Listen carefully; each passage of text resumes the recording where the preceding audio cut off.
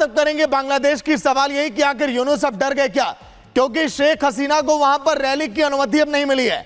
शेख हसीना लगातार ये कह रही थी कि उन्हें रैली करने दी जाए, लेकिन अब बड़ी खबर इसी से जुड़ी है। बांग्लादेश में हिंदुओं पर अत्याचार तो लगातार हो रहा है, लेकिन अब यह मामला देखिए अब पहुंच चुका है अब अंतर्राष्ट्रीय अदालत तक। बांग्लादेश में हिंदुओं के अत्याचार का मामला इस समय सुर्खियों में, यही नहीं बकायदा इस समय रैलियां तक निकाली जा रही हैं कि कैसे हिंदुओं पर अत्याचार किया जाए, कैसे हिंदू मंदिरों पर हमला किया जाए। इंटरनेशनल कोर्ट में इसकी शिकायत अब की गई है। तारीख वो 8 थी जब ये शिकायत इंटरनेशनल कोर्ट में पहुंची। मोहम्मद यूनुस समेत 62 लोगों के खिलाफ शिकायत दर्ज की गई है कि आखिर कैसे इन पर एक्शन अब लिया जाए, क्योंकि ये मुद्दा केवल बांग्लादेश तक ही नहीं है, हिंदुस्तान तक ही नहीं है, ये अंतर्राष्ट्रीय पूरा ये मुद्दा बन चुका है, जिसकी कड़ी निंदा आपने देखा होगा अमेरिका में भी की गई थी। दो ये तस्वीरें आईसीजे में यूनुस की शिकायत की गई है, तमाम वहां पर लोग पहुंचे और शिकायत की है बांग्लादेश में लगातार हिंदुओं पर हो रहे अत्याचार को लेकर। हिंदू विरोधी हिंसा पर शिकायत, ये तस्वीरें आप देखिए इस बात की गवाही ये देती हैं कि किस तरह से हिंदुओं पर लगातार हमले इस समय किए जा रहे हैं बांग्लादेश में। तो एक तरफ लगातार बांग्लादेश से हिंदुओं पर अत्याचार की तस्वीरें सामने आती रहेंगी, वहीं दूसरी ओर बांग्लादेश में पूर्व प्रधानमंत्री शेख हसीना की पार्टी यानी अवामी लीग को रैली करने की मंशा को बड़ा झटका लगा है। दरअसल इस वक्त अंतरिम सरकार के मुखिया मोहम्मद यूनुस सरकार ने इस पार्टी को फांसीवादी बताते हुए रैली की इजाजत देने से इनकार कर दिया है, जिस पर नाराजगी बढ़ती जा रही है और मामला अंतर्राष्ट्रीय स्तर पर पहुंच गया है। रिपोर्ट देखिए।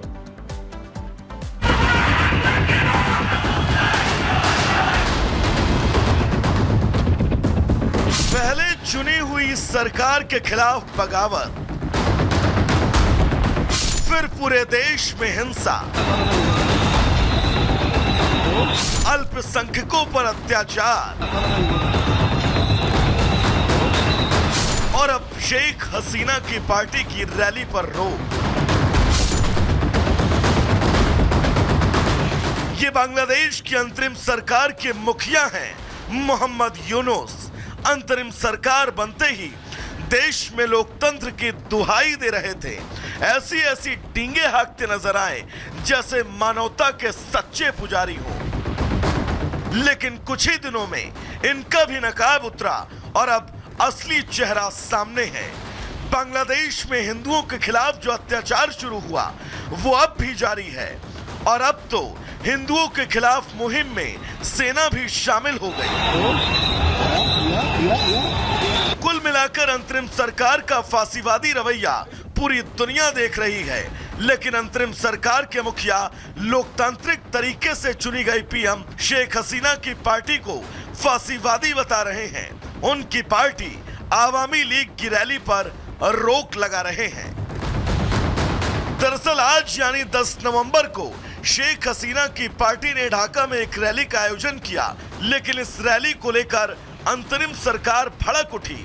मौजूदा सरकार ने आवामी लीग को फांसीवादी करार देते हुए बांग्लादेश में रैली की इजाजत देने से साफ मना कर दिया। सरकार ने कहा कि आवामी लीग को रविवार को प्रस्तावित रैली को आयोजित करने की अनुमति नहीं दी जाएगी।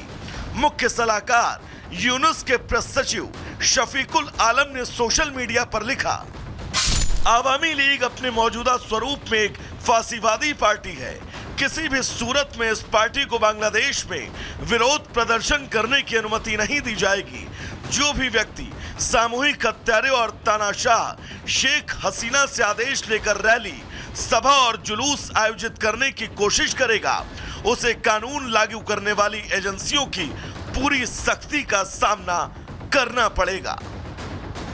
अंतरिम सरकार का यह आदेश फांसीवादी आदेश है। सरकार किसी भी पार्टी को प्रदर्शन करने और रैली करने से कैसे रोक सकती है?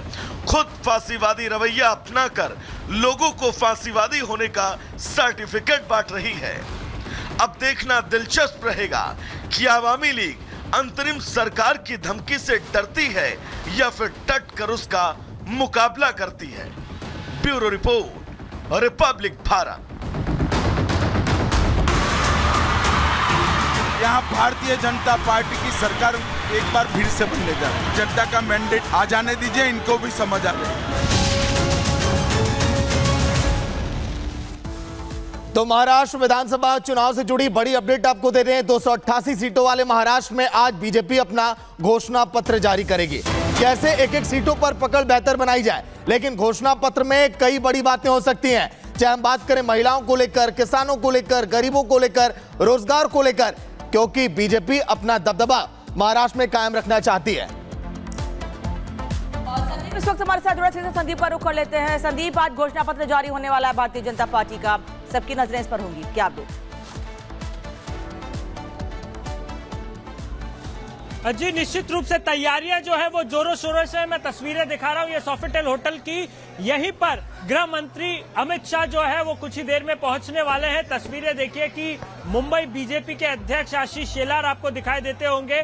कुछ ही देर में जो है यहाँ पर महायुति का वचननामा जो है वो आने वाला है। और कहीं ना कहीं चाहे महिलाएं हो, चाहे महाराष्ट्र का युवक हो, चाहे किसान हो, ये तमाम ऐसे मुद्दे हैं जिनको लेकर के जो है वो वचननामा जो है वो मैनिफेस्टो जो है वो पेश किया जाएगा यहाँ पर। और कहीं ना कहीं लाड़की बहन योजना की जो प्रतिमा जो संख्या है उसको लेकर के ये भी देखने वाली बात होगी कि क्या उसका अमाउंट बढ़ा दिया जाता है, जो प्रति महीने महिलाओं को जो भत्ता दिया जाता है लाड़की बहन के नाम पे। तो कहीं ना कहीं ये तमाम चीजों को लेकर के जो है वो देखने वाली बात होगा कि अमित शाह थोड़ी देर में यहाँ पर पहुंचेंगे और कहीं ना कहीं वो मैनिफेस्टो जो है वो लॉन्च करेंगे। निश्चित रूप से तमाम जो पहलू है, चाहे युवक हो, चाहे महिला वर्ग हो, चाहे किसान हो, ये तमाम बिंदुओं को ध्यान में रखते हुए मैनिफेस्टो जो है वो लॉन्च किया जाएगा।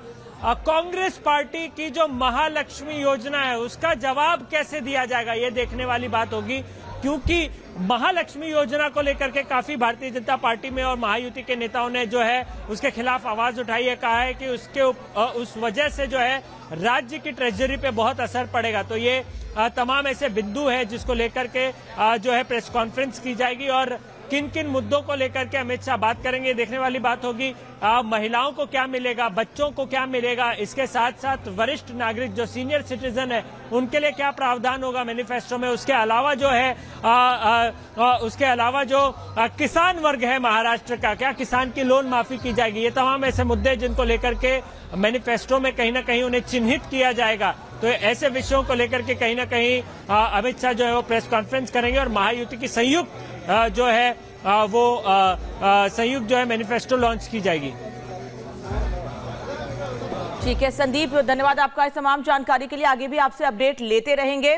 भारतीय जनता पार्टी के घोषणा पत्र में क्या होगा ये भी आपको हम बताएंगे, लेकिन फिलहाल बढ़ते हैं आगे और बात करेंगे दिल्ली की, जहां पर पिछले 10 दिनों में लगातार बैक टू बैक गैंगवॉर की तस्वीरें सामने आई हैं। इसके बाद सवाल ये उठ रहा है कि आखिर पुलिस कर क्या रही है, लगातार ऐसे मामले सामने आ रहे हैं। लेकिन उससे पहले आपको बता दें कि महाराष्ट्र में इस वक्त क्या हो रहा है। महाराष्ट्र में चुनाव को लेकर एक तरफ तैयारियां जोरों पर हैं, भारतीय जनता पार्टी अपना घोषणा पत्र जारी करने वाली है, वहीं दूसरी ओर सियासी बयानबाजी भी जारी है, एक दूसरे पर आरोप लगाए जा रहे हैं। रिपोर्ट देखिए।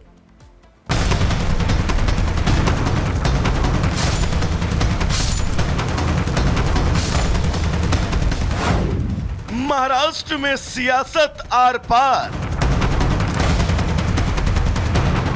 एक दूसरे पर हमलों की बौछार।